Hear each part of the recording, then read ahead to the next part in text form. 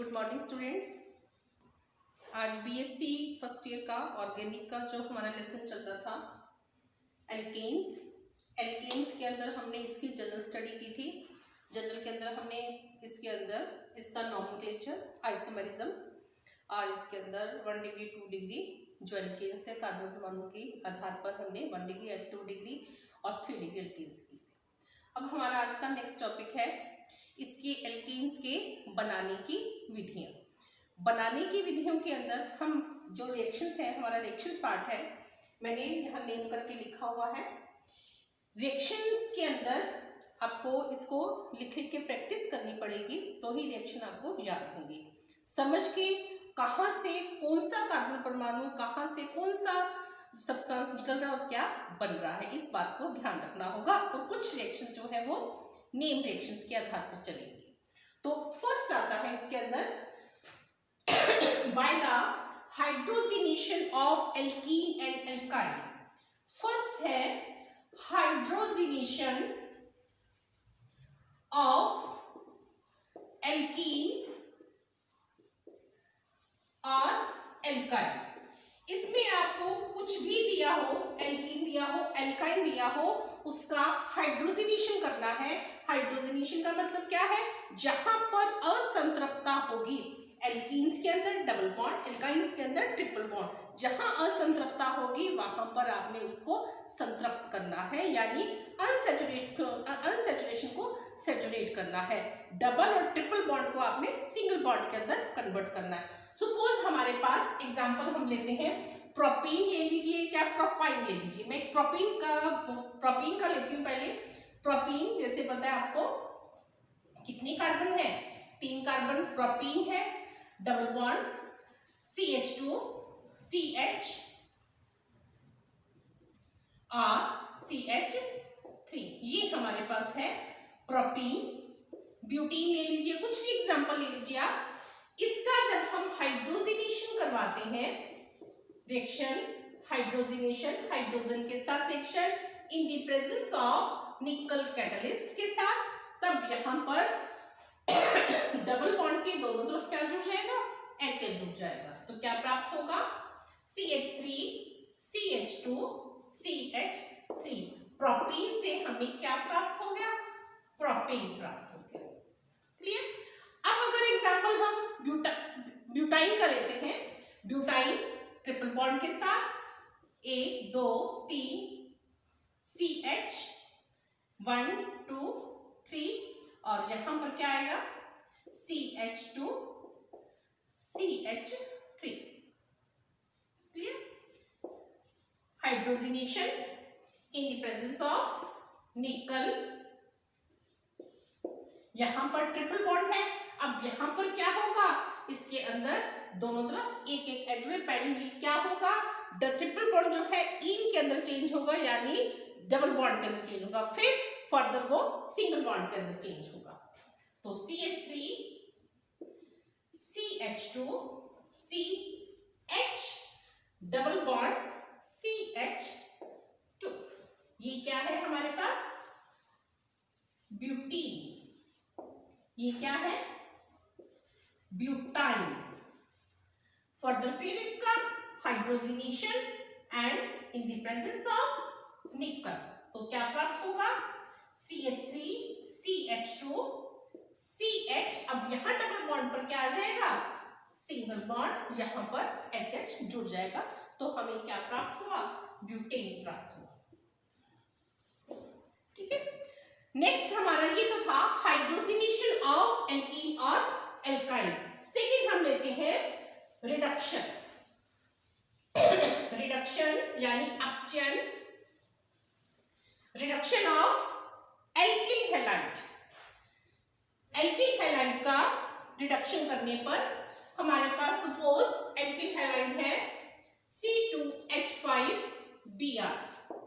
कोई भी alkyl halide आप ले सकते हैं। इसका जब रिडक्शन किया जाता है, रिडक्शन के लिए जो रिड्यूसिंग एजेंट है, या तो आप क्या ले लीजिए इसके अंदर जिंक अमलगम विद अल्कोहल, या जिंक के साथ एसिटिक एसिड। ये अलग अलग रिड्यूसिंग एजेंट जो है यहां पर हम यूज कर रहे हैं जिंक, कॉपर और विथ एल्कोहल। हमारे पास एल्किल हैलाइड है एथिल ब्रोमाइड। इसकी रिएक्शन हम लेते हैं जिंक, कॉपर और एल्कोहल के साथ, और इसके साथ नवजात हाइड्रोजन, यहां पर 2 एटम्स ऑफ हाइड्रोजन रिएक्ट करेंगे तो हमें क्या प्राप्त होगा? C2H6, एक हाइड्रोजन यहां पर 6 के साथ और साथ में HBl। ये हमें क्या प्राप्त हुआ? इथेन प्राप्त हुआ। क्लियर? ये तो था रिडक्शन के बारे में। अब हम लेते हैं वुड्स रिएक्शन, वुड्स अभिक्रिया। वुड्स अभिक्रिया क्या है? वुड्स रिएक्शन या वुड्स सिंथेसिस। मैंने कहा था कुछ नेम रिएक्शंस भी चलेंगी, तो वुड्स रिएक्शन के अंदर हमारे पास क्या आएगा कि कोई भी एल्किल हैलाइड लेते हैं, एल्किल हैलाइड की अभिक्रिया हम सोडियम के साथ करवाते हैं। यहां पर 2 मॉलिक्यूल्स ऑफ एल्किल हैलाइड और sodium in the presence of dry ether. Dry ether की प्रेजेंस के अंदर इसकी अभिक्रिया करवाएंगे, तब हमें ये इस तरह से बाहर एलिमिनेट हो जाएगा और हमें क्या प्राप्त हुआ? ये तो जनरल रिएक्शन ले रहे हैं, इसमें अब आगे हम एग्जाम्पल के साथ लेते हैं। एग्जाम्पल के अंदर हम सपोज यहां पर CH3I ले रहे हैं। यहां पर जो हमने जो एल्किल हैलाइड लिए हैं, एल्किल हैलाइड आप सेम भी ले सकते हो और डिफरेंट भी ले सकते हो।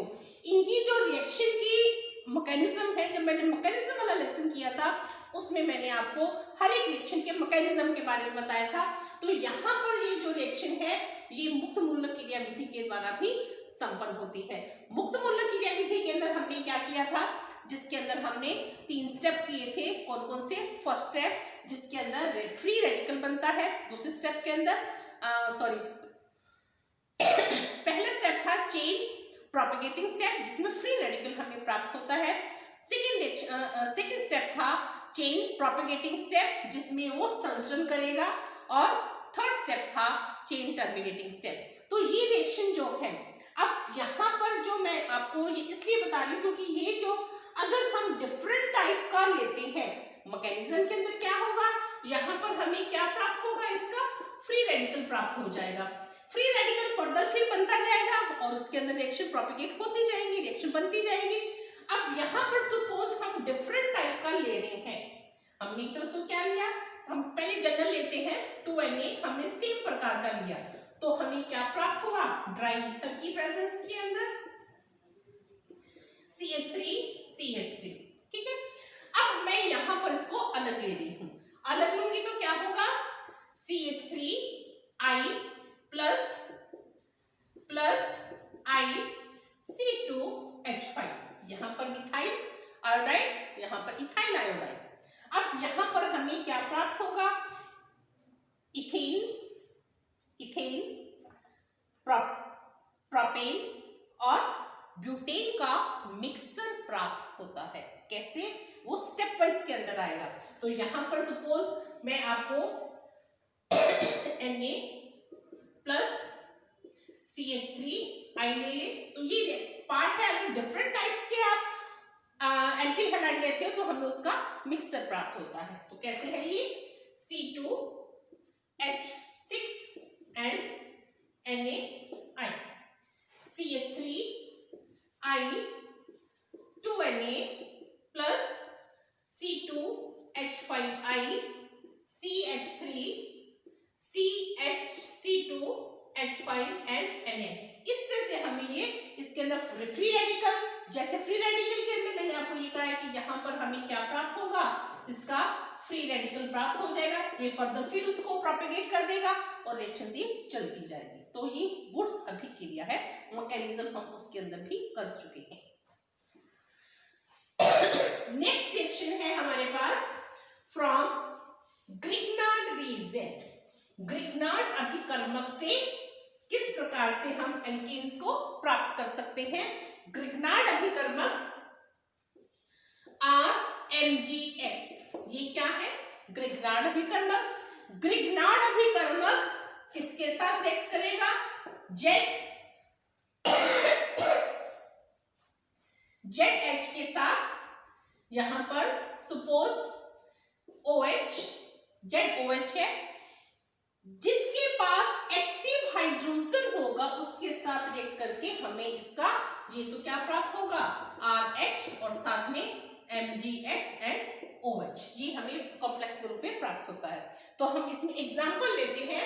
यहाँ पर एग्जांपल के साथ हम इसकी अभिक्रिया ग्रिग्नार्ड अभिकर्मक की, यानी इथाइल C2H5 MgBr, ये है ग्रिग्नार्ड रिएजेंट, और इसकी अभिक्रिया हम किसके साथ करवाते हैं?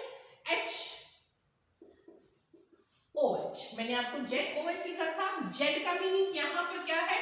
यहाँ पर ZOH के रूप में भी हो सकता है और ZOR के रूप में भी, यानी एक्टिव हाइड्रोजन जो होगी, यहाँ पर हमारे पास Z के रूप में क्या है? H है। तो एक्टिव हाइड्रोजन होगी जहां पर, उसके साथ ये रिएक्ट करेगा और यहाँ पर अब क्या होगा? C2H5H MgBr OH, C2H6 MgBr and OH। ये हमें क्या प्राप्त हो गया?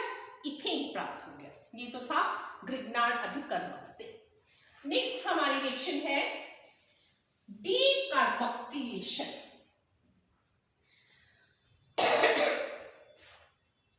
फ्रॉम डीकार्बोक्सिलेशन,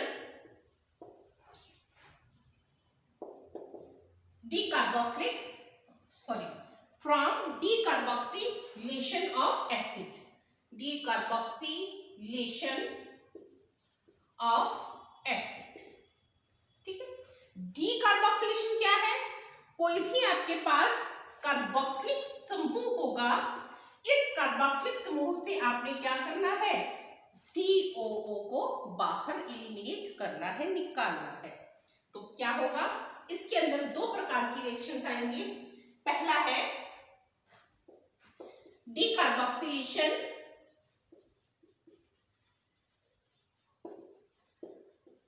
सोडा लाइम के साथ, हम इसकी रिएक्शन करवाते हैं। सोडा लाइम क्या होता है? Soda lime NaOH and CaO, calcium oxide. इसमें हम इस रिएक्शन की इंपॉर्टेंस कैसे है? रिएक्शन से देखिए आप, हमारे पास RCOO Na, ये जनरल रिएक्शन ले रहे हैं। React with soda lime NaOH and CaO। तो क्या होगा? मैंने आपको कार्बोक्सिलेशन क्या बोला है? डीकार्बोक्सिलेशन। इस ग्रुप को हमने बाहर निकालना है, यहाँ पर एंटर हो जाएगा और ये एक साल्ट के रूप में हमें प्राप्त हो जाएगा। तो क्या है यहाँ पर? RHCO Na2CO3, CO बाहर निकल गया। अब यहाँ पर हम एग्जाम्पल लेते हैं। मैंने कहा था ये रिएक्शन इंपॉर्टेंस है। क्या इंपॉर्टेंस है इसकी? हम एग्जाम्पल लेते हैं यहाँ पर C2H5COON। इसकी रिएक्शन हम किसके साथ ले रहे हैं? वही सोडा लाइम के साथ। क्लियर? अब यहां पर हमें क्या प्राप्त होगा? C2H5H यानी C2H6 और साथ में क्या प्राप्त हुआ? Na2CO3 प्राप्त हुआ। यहां इंपॉर्टेंस क्या है? कितने कार्बन है? 2 और 1 3। 3 कार्बन परमाणु वाला ये सब्सटेंस है और हमें प्राप्त कितने वाला हो रहा है? 2 कार्बन वाला। यानी जब हमें आपके क्वेश्चन क्या आएगा कि ऐसी रिएक्शन बनाने की लिखी होगी एसिड जो आपको एग्जांपल के साथ देंगे कि 3 कार्बन परमाणु वाला है, उससे हमने 2 कार्बन परमाणु वाला एल्कीन प्राप्त करना है, तो आप कैसे प्राप्त करेंगे? तो ये आपके पास इस प्रकार की अभिक्रिया आएगी। अब हम डीकार्बोक्सिलेशन के अंदर सेकंड पार्ट देखते हैं, जो आप 12th क्लास में भी कर चुके हो। 12th क्लास के अंदर आपने कॉल्बे सिंथेसिस किया है, ये डीकार्बोक्सिलेशन का ही पार्ट है। सेकेंड रिएक्शन इसकी कॉल्बे सिंथेसिस। सेकेंड है कॉल्बे सिंथेसिस, कॉल्बे अभिक्रिया। कॉल्बे अभिक्रिया के अंदर हमारे पास C2H5COO पोटेशियम साल्ट ले लिया इसका, ये टू मॉलिक्यूल्स ऑफ C2H5COO के, एंड इसका इलेक्ट्रोलाइटिक करवाया जाता है, इलेक्ट्रोलाइटिक रिडक्शन करवाया जाता है 2H2O की प्रेजेंस के अंदर। तो हमें क्या प्राप्त होगा,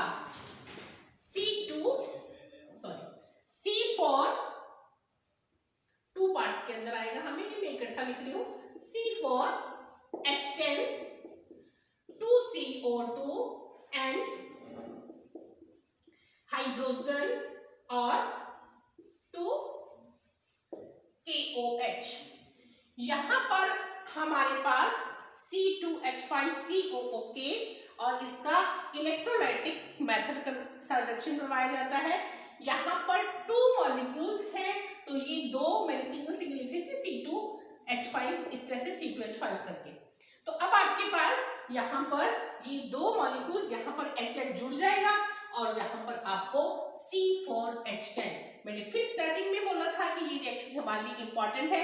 आपने पीछे वाली रिएक्शन के अंदर क्या देखा, 3 कार्बन परमाणु वाले से हमें 2 कार्बन परमाणु वाला एल्कीन प्राप्त हुआ, और कॉल्बे सिंथेसिस के अंदर 2 कार्बन परमाणु, ये कितने कार्बन परमाणु हैं, 2 और 1 3 कार्बन परमाणु वाला, और हमें प्राप्त कितने वाला हो रहा है, 4 पर। यानी दोनों चीजें हैं कि यहाँ पर अगर आप इसके अंदर कार्बन परमाणु की बढ़ती हुई संख्या वाला लेना चाहते हो तब आप कॉल्बे सिंथेसिस दोगे। अगर आप कम कार्बन परमाणु की वाला प्राप्त करना चाहते हो एल्कीन, तो आप पीछे वाली जो रिएक्शन हमने की थी उसको आप कर सकते हो। ठीक है, ये तो था डीकार्बोक्सिलेशन के अंदर। इसके बाद हम लेते हैं, चलो हम ये इसके बाद हमारी 2-3 रिएक्शन रह गई हैं जिसके अंदर क्लेमेंस रिएक्शन और कोरेहाउस है, वो हम नेक्स्ट टॉपिक के अंदर लेंगे। Thank you.